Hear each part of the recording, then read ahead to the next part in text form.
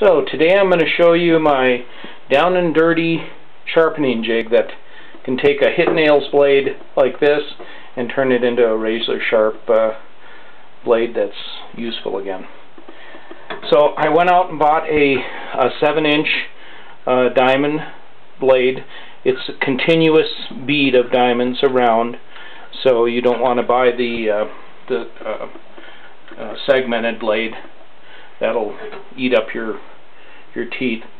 And I mounted that blade on a radial arm saw.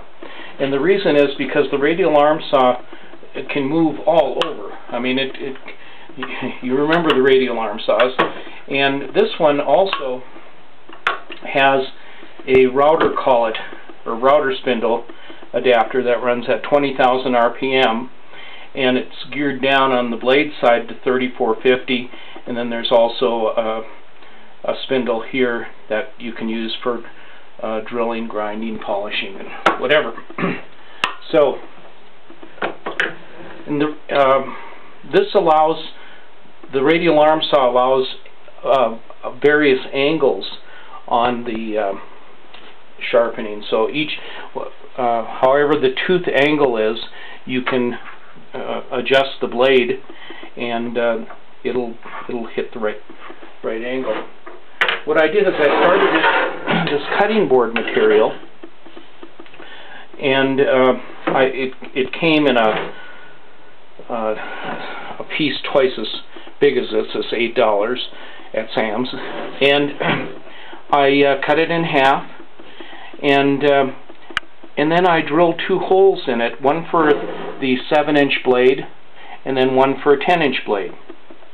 And when I got done doing that and mounted the blade in place, I noticed that the offset of the teeth caused the blade to rock, because now the teeth are hitting every other tooth around there as they go on the low side. So what I did is I used this for a center point and turned the router into a pin router, and then routed out 2 circles, one for the 7 1/4 inch blade and then one for my 10-inch blades. So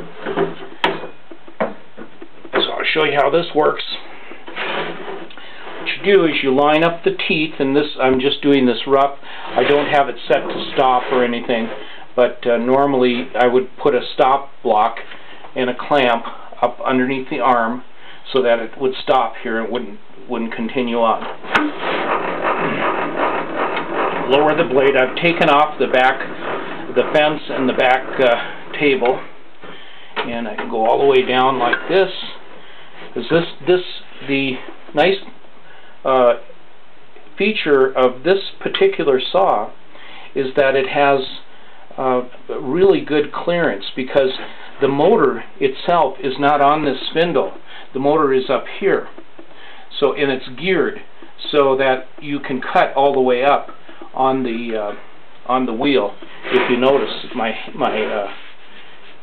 hand still can fit underneath there. So we line the blade up, line the tooth up. Whoops, this tooth. There we go. And depending on where that tooth, how that runs, I adjust the board. Then I take 2 clamps and secure the board. And there you have it. And when it's, whoops, I didn't see it all the way. And so you would turn it on and just hit it, and that takes gives you the correct angle. Bring it back, get another one in there, and hit it. And I make real sure that I don't go all the way into and cut into the blade part. I'm only going to be sharpening the carbide tip. So that's my down and dirty $8 blade sharpening unit.